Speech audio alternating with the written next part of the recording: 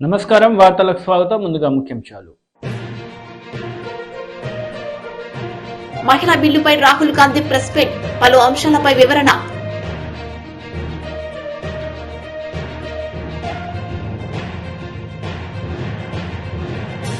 మంత్రి ఆర్కే రోజా మీడియా సమావేశం, బాలయ్యపై ఫైర్, దమ్ముంటే హైకోర్టులో మీసం మెలయ్యంటూ సవాలు.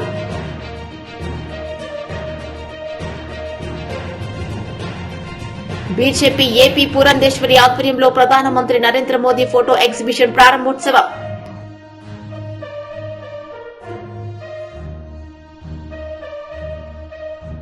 ప్రధాని నరేంద్ర మోదీ నేతృత్వంలో మహిళా రిజర్వేషన్ బిల్లును పార్లమెంటుకు తీసుకురావడం హర్షించదగిన పరిణామం, రాజ్యసభ సభ్యులు లక్ష్మణ్ వెల్లడి.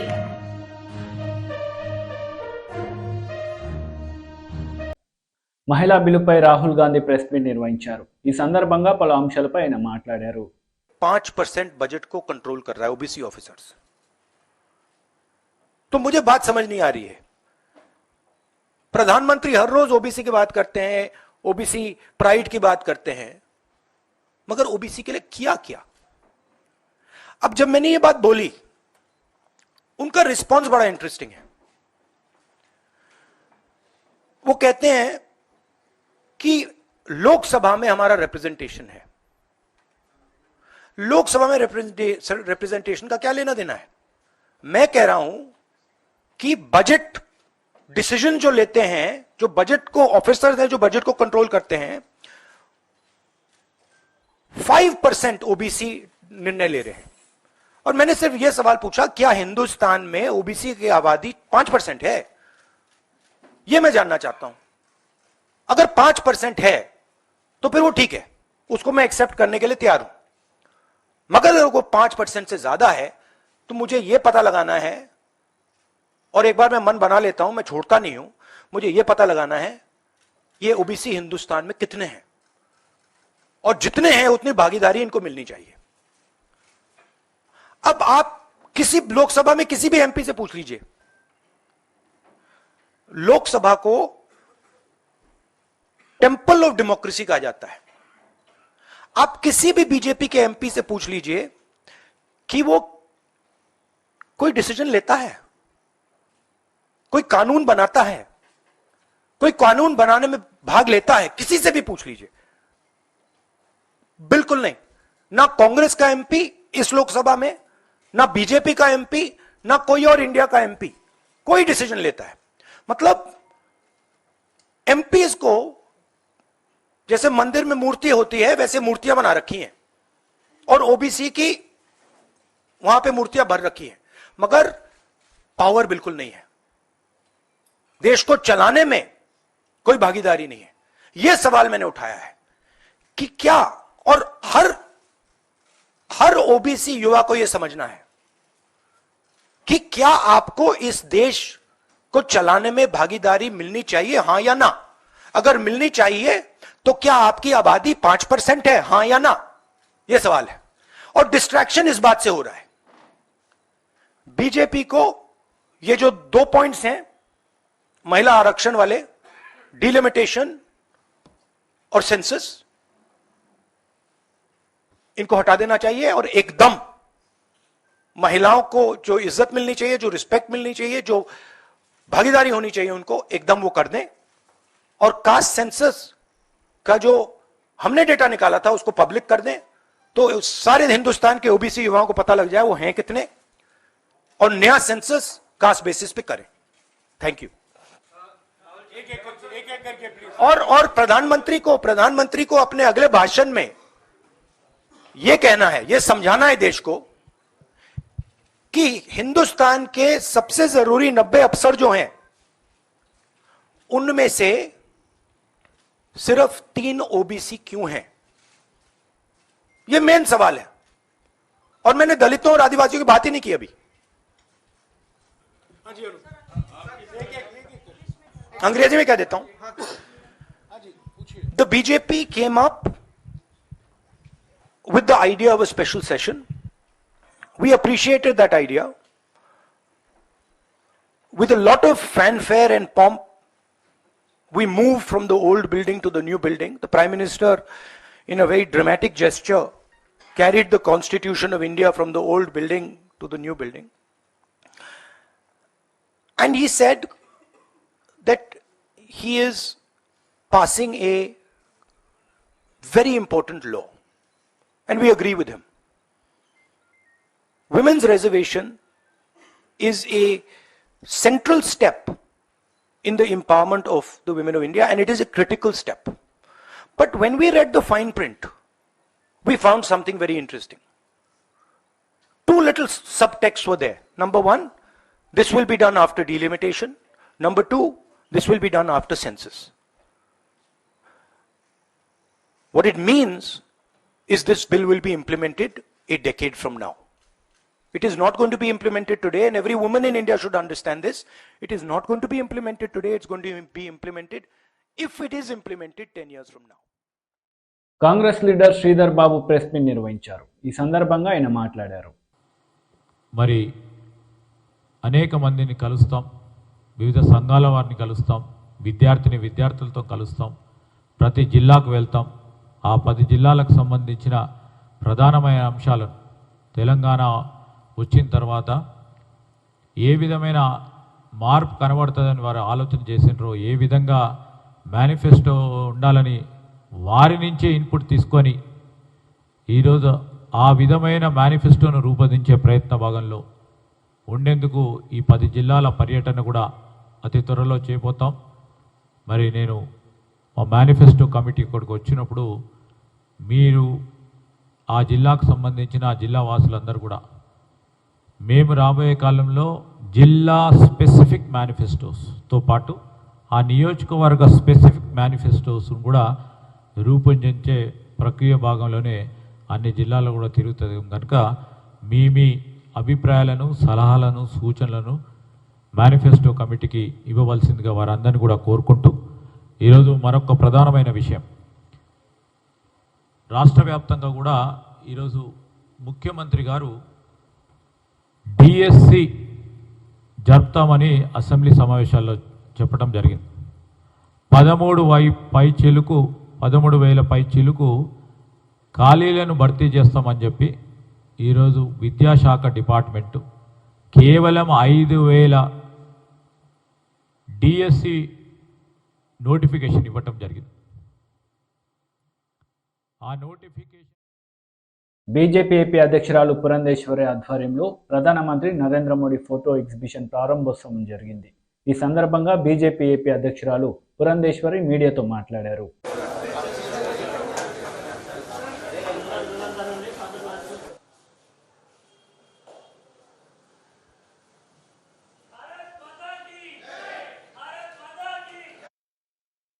నమస్కారం.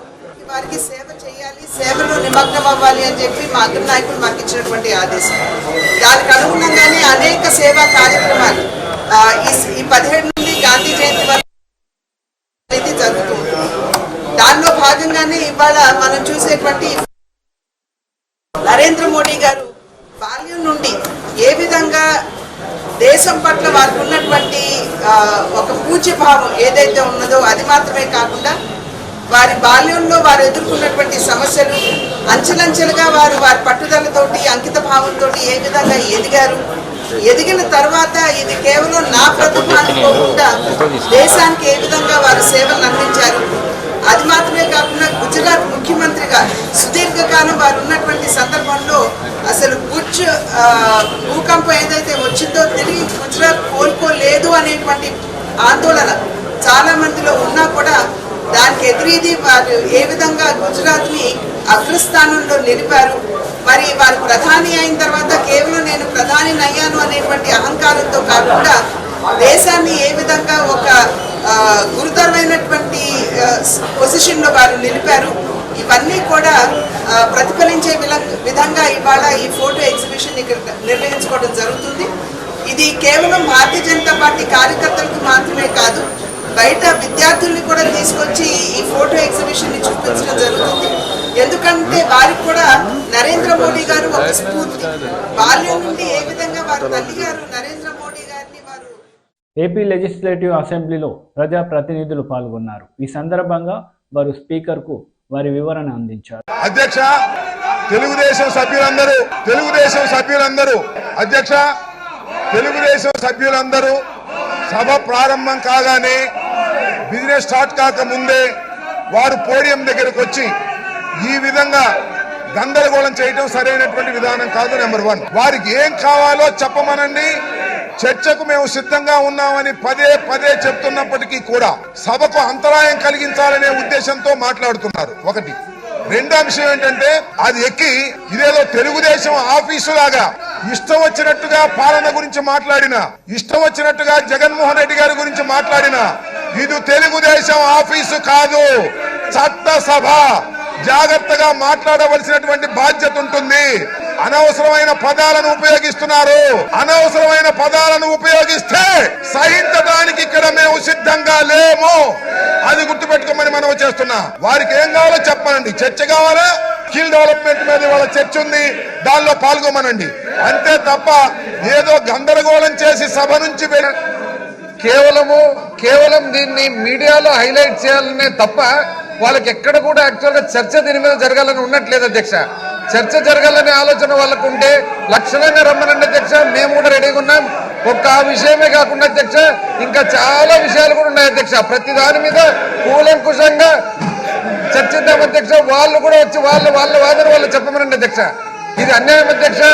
ఇంతకు ముందు కూడా ప్రతి సెషన్ లో పొద్దున్న అధ్యక్ష అర్థం లేని అడ్జర్న్మెంట్ మోషన్ నోటీస్ ఇవ్వడము, ఆ రోజు డిస్టర్బ్ చేయడం అధ్యక్ష.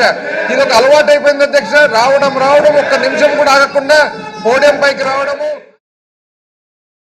అసెంబ్లీ సమావేశాలకు పాదయాత్రగా వెళ్తున్న టీడీపీ శాసనసభ పక్ష నేతలు ఈ సందర్భంగా వారు మీడియాతో మాట్లాడారు.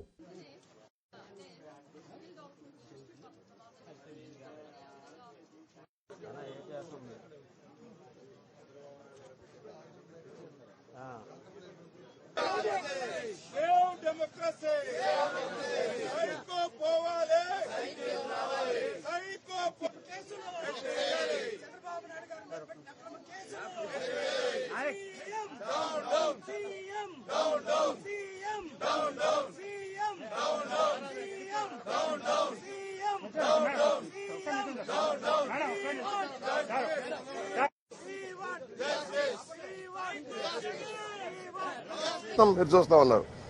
మేము అడుగుతా ఉన్నాం, ఈ దుర్భిత్తి పాలనకి చర్మాంకం పడికే రోజు వచ్చింది. ఇవాళ రాష్ట్ర వ్యాప్తంగా, ప్రపంచ వ్యాప్తంగా, దేశవ్యాప్తంగా వేలాది మంది, లక్షలాది మంది చంద్రబాబు గారి సంఘీభావం చెబుతున్నారంటే ఆయన తప్పు చేయలేదన్న భావంతో చేస్తా ఉన్నారు.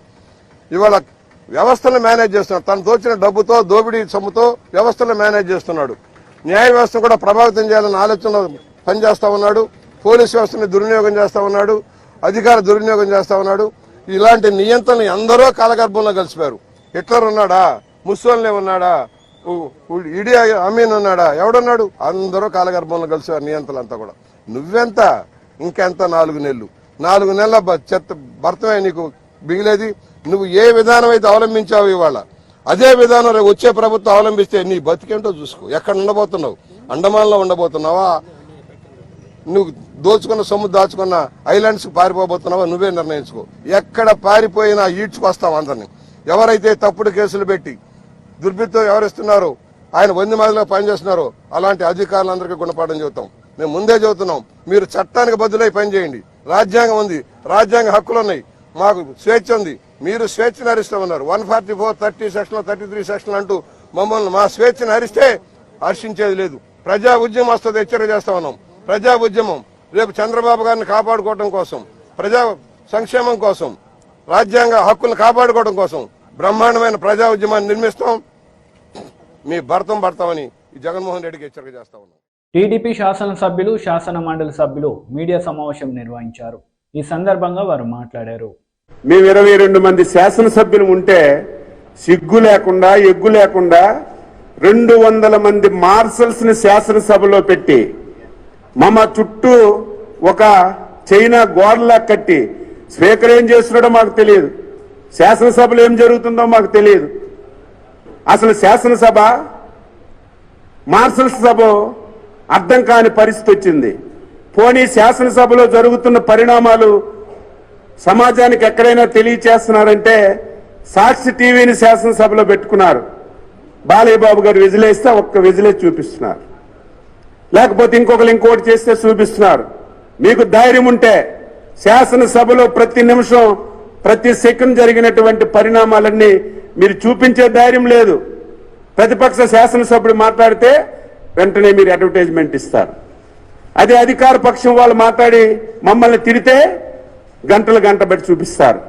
అందుకే మేము చేసిన తప్పు కాదు, స్పీకర్ వ్యవహరించినటువంటి తీరు వల్లే శాసనసభలో ఏం జరుగుతుందో సభ్య సమాజానికి తెలియచేయకుండా స్పీకరు నియంత్రిస్తున్నారు. కాబట్టే నెక్స్ట్ ఆప్షన్ మా సెల్స్ ద్వారా అయినా సరే కనీసం వాస్తవ పరిస్థితులు వీడియో ద్వారా తీసి బయటికి ఇవ్వాలనే ఉద్దేశంతో మేము వీడియో తీస్తే ఏదో ఎవరికో మర్డర్ చేసినట్టుగా, లేదా శాసనసభలో ఏదో బల్లలు ఎరగొట్టినట్టుగా, ఎవరి మీద దాడి చేసినట్టుగా శాసనసభ అంటే నేను ఇంతమంది స్కిల్డ్ స్టూడెంట్స్ ని ఇవ్వగలను, మా దగ్గర ఉన్నారు అన్నటువంటి మాటతోటే ఫస్ట్ మైక్రోసాఫ్ట్ డెవలప్మెంట్ సెంటర్ అవుట్ సైడ్ సియాటల్ మన ఆంధ్రప్రదేశ్కి వచ్చింది.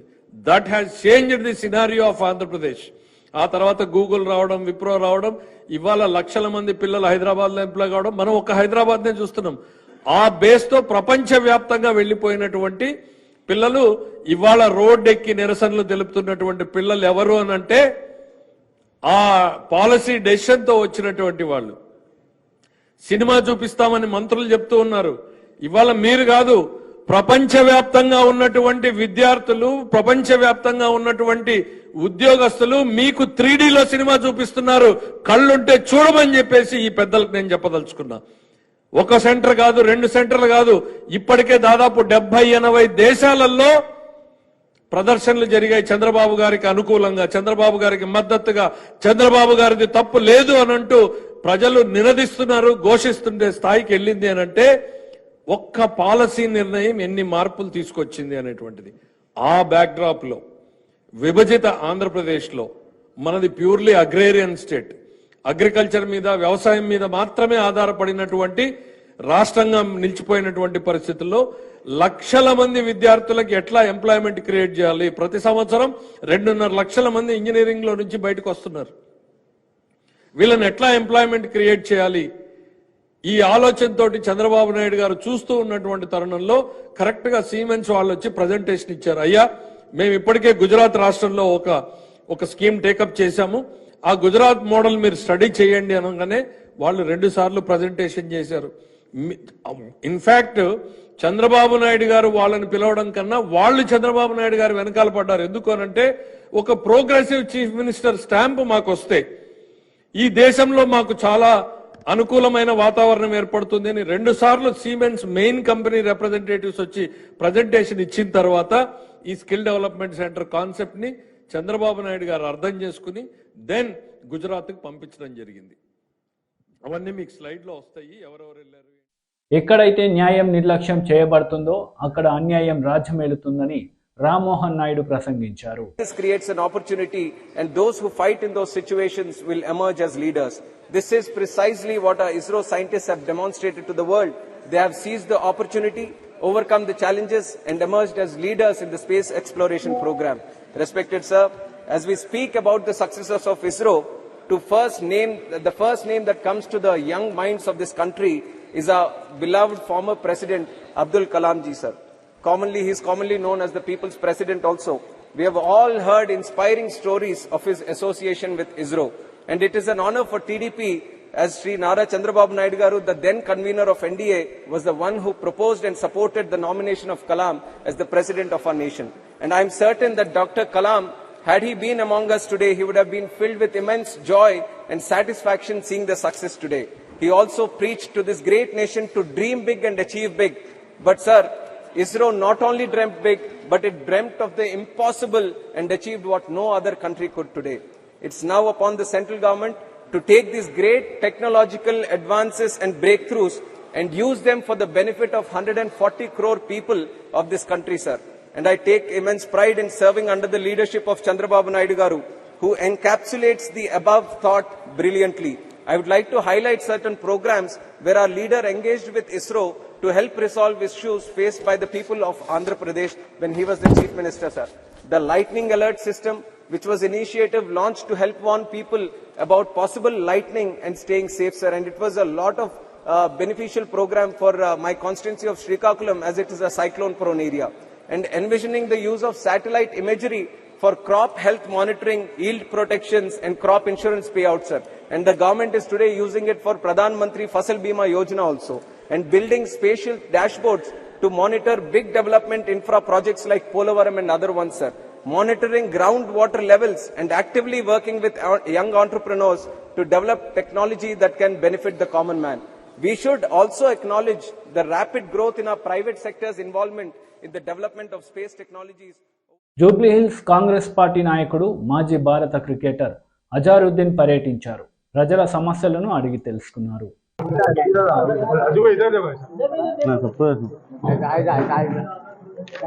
रिलीज कर लो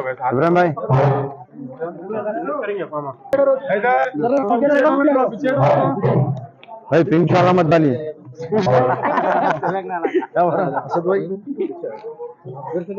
असद भाई उल्टा उल्टा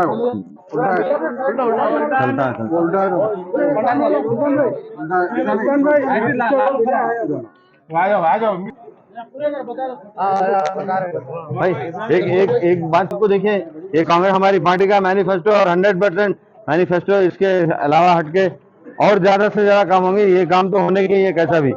और जब कांग्रेस पार्टी एक बार मैनिफेस्टो बनाती है तो वो मैनिफेस्टो के पूरा उसको उसकी तामील करती है। और जैसा कि आपने देखा है कि कर्नाटका में भी जो इलेक्शन में तो जो मैनिफेस्टो हुआ था, जो इम्प्लीमेंट, वो ऑलरेडी आधे 99% चीजें इम्प्लीमेंट हो चुकी है। तो जब भी इंशाल्लाह मैं यही गुजारिश करता हूँ तेलंगाना के लोग से कि कांग्रेस पार्टी को फिर से पावर में लेके आइए और ये मैनिफेस्टो इम्प्लीमेंट होगा और उससे ज्यादा काम होंगे, क्योंकि हमको लाना जरूरी है कांग्रेस पार्टी को। आपने 10 साल से टीआरएस का रूल देखा आपने, हर जने सबको मालूम उनके बारे में क्या क्या नहीं है। बट लेकिन जहां तक के जो हमारा जो मैनिफेस्टो है, जो सोनिया मैडम ने कल आके बोला है, जब मैडम एक बार वर्ड देती है हमारे जो मैडम सोनिया मैडम, तो वो वर्ड पूरा उसके ऊपर चलती है और कभी भी उसके वादा खिलाफी नहीं होती। और राहुल जी ने भी कहा है और सबने जितने भी जो लीडर, बड़े बड़े लीडर जो आए थे, जो चीफ मिनिस्टर भी आए थे, कल CWC की जो मीटिंग हुई थी वहाँ पे पूरों ने ये मैनिफेस्टो दिया है। और ये मैनिफेस्टो वहाँ से इंशाल्लाह आगे और इम्प्रूवमेंट होंगे। मैनिफेस्टो में समझा क्या क्या है आपको खुद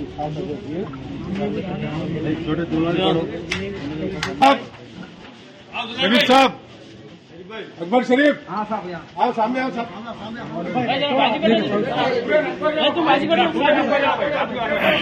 कांग्रेस का मैनिफेस्टो है माँ, कांग्रेस आने के बाद इंशाल्लाह ये चीजें होंगी सब।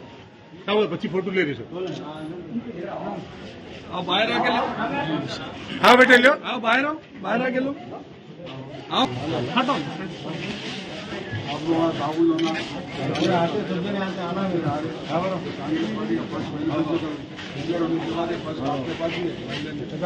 आप लोग नहीं करेंगे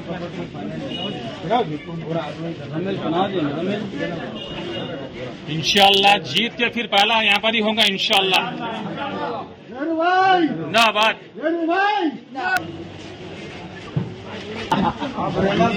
అన్ని లేడీస్ కి తీసుకోవాలి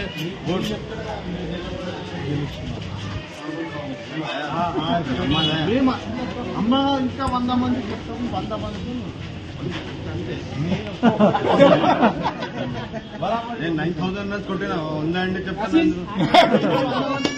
మొత్తం 15,000 రన్స్ మీరు గెలవాలా గెలిపించుకుంటాం సార్।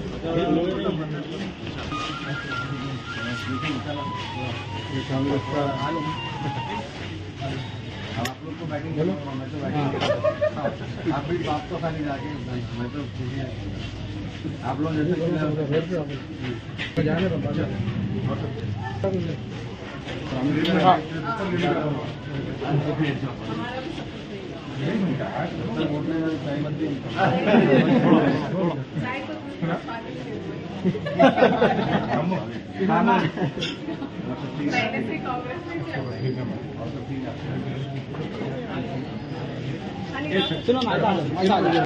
इधर देखिए सब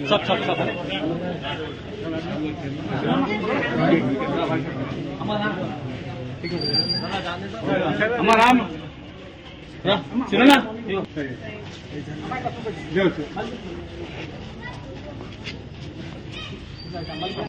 మంత్రి ఆర్కే రోజా మీడియా సమావేశం నిర్వహించారు. ఈ సందర్భంగా బాలకృష్ణపై మండిపడ్డారు.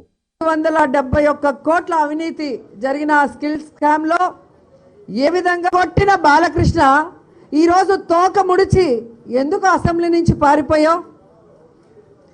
మీసం తిప్పిన బాలకృష్ణ ఈరోజు అజెండాలో స్కిల్ డెవలప్మెంట్ స్కామ్ ఏదైతే డిస్కస్ చేయొచ్చు అని చెప్పగానే పారిపోయారు ఎందుకు? రోషం లేదా? లేదా మీ బావ తుప్పు కాదు నిప్పు అని చెప్పడానికి నీ మనస్సాక్షి ఒప్పుకోలేదని అడుగుతున్నాను. అసెంబ్లీకి వచ్చి ఏం మాట్లాడాలో తెలియని బాలకృష్ణ కేసులు కొట్టేయాలి అని ఎలా అరుపులు చేశారో మీ అందరూ కూడా చూశారు. చంద్రబాబు నాయుడు గారి సీటు మీద మనసు పడిందేమో, ఆ సీట్ ఎక్కి కూర్చోలేక నించోలేక బయట నుంచి కొనుక్కొచ్చిన విజిల్స్ వేస్తూ ఎలా చిల్లర చేష్టలు చేశారో మీ అందరూ కూడా చూశారు. మరి ఇప్పుడు హైకోర్టు మీ కేసులు ఏదైతే మీరు వేసిన పిటిషను కేసులు కొట్టేయమని చెప్పి అది కుదరదు అని చెప్పి మీరేసిన కేసును కొట్టేసిందంటే ఇప్పుడు ఏమంటావు బాలకృష్ణ నేను అడుగుతున్నా.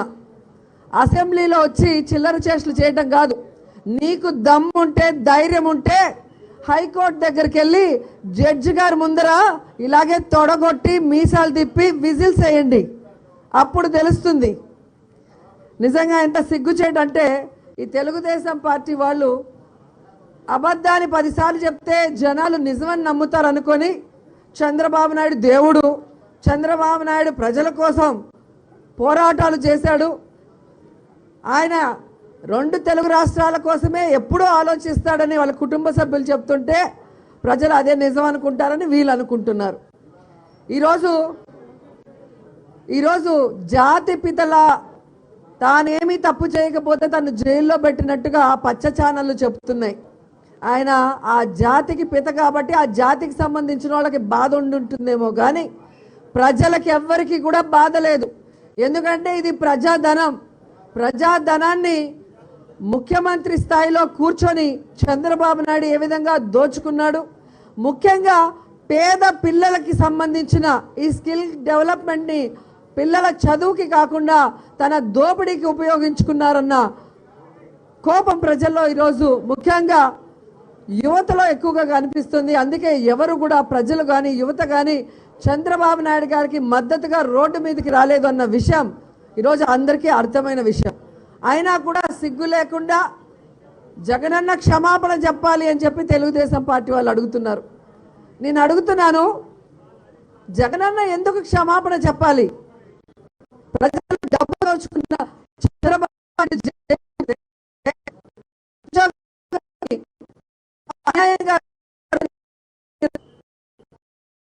బుద్ధి చెప్పాలని చెప్పి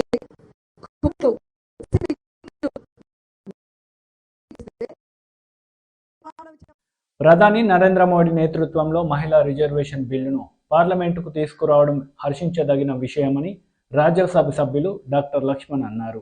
जी को धन्यवाद। मोदी जी के नेतृत्व में संभव इसीलिए हुआ, कई लोग तो कई साल से प्रयास किया जा रहा पर किसी से मुमकिन नहीं हुआ, मोदी जी से मुमकिन हुआ, इसलिए मोदी जी है तो मुमकिन है। जब मोदी जी सबका साथ सबका नारा लेते हैं तो समाज के भिन्न वर्गों के हित के लिए ये काम करते हैं। मैं कल से सुन रहा था, खास तौर से हमारे कांग्रेस भाई, हमारे बाकी क्षेत्रीय दल ओबीसी समाज के बारे में इतने हमदर्द बता रहे कि मुझे समझ में नहीं आता। जब भी ये महिला आरक्षण का मुद्दा आया, क्यों ओबीसी समाज का ये में जुड़ा जा रहा है समझ में नहीं आया, क्योंकि कांग्रेस तो हमेशा ओबीसी विरोधी है। नेहरूजी जमाने से लेकर आज राहुल गांधी तक एक इतिहास के पन्ने में अगर देखेंगे तो पता चलेगा, काका कलेक्टर कमीशन गठित किया नेहरू जी ने, तब से लेकर मंडल कमीशन तक जब जब समय समय पर ओबीसी समाज का आरक्षण का मुद्दा आया, ये कांग्रेस ने हमेशा खिलाफ किया। कम से कम काका कलेक्टर कमीशन को दोनों सदन में चर्चा तक नहीं करते हुए किस तरह तंडे बस्ती में डाल दिया गया ये कांग्रेस ने। और कांग्रेस ने आज मगरमच्छी के आज आंसू बहते हैं, trying to shed crocodile tears towards OBC. उतना ही नहीं, ये कांग्रेस नेता ने ये मंडल कमीशन सिफारिश के समय में जब सदन में चर्चा हो रहा था, विरोधी दल नेता के नाते राजीव गांधी ने किस तरह ये ओबीसी समाज का आरक्षण को विरोध किया। मंडल कमीशन में तो कम से कम सरकारी नौकरियों में, सरकारी शिक्षा में आरक्षण प्राप्त करने लेके मुद्दा था, उसी के लिए वो माना नहीं था। ये आज राजनीति में आज आरक्षण का अगर कांग्रेस कल से जो चर्चा कर रहा, ये कोई मुमकिन नहीं। इसलिए मैं बोलता हूँ, ये कांग्रेस हमेशा ओबीसी समाज को धोखा दिया।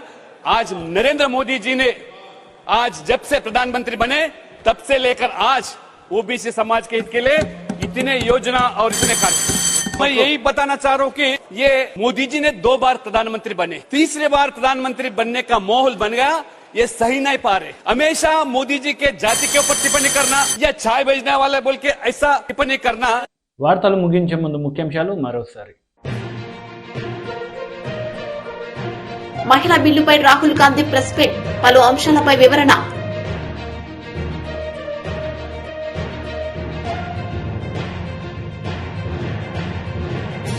మంత్రి ఆర్కే రోజా మీడియా సమావేశం, బాలయ్యపై ఫైర్, దమ్ముంటే హైకోర్టులో మీసం మెలయ్యంటూ సవాలు.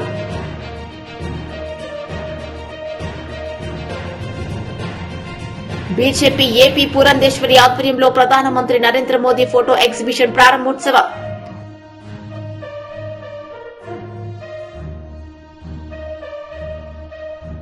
ప్రధాని నరేంద్ర మోదీ నేతృత్వంలో మహిళా రిజర్వేషన్ బిల్లును పార్లమెంటుకు తీసుకురావడం హర్షించదగిన పరిణామం, రాజ్యసభ సభ్యులు లక్ష్మణ్ వెల్లడి.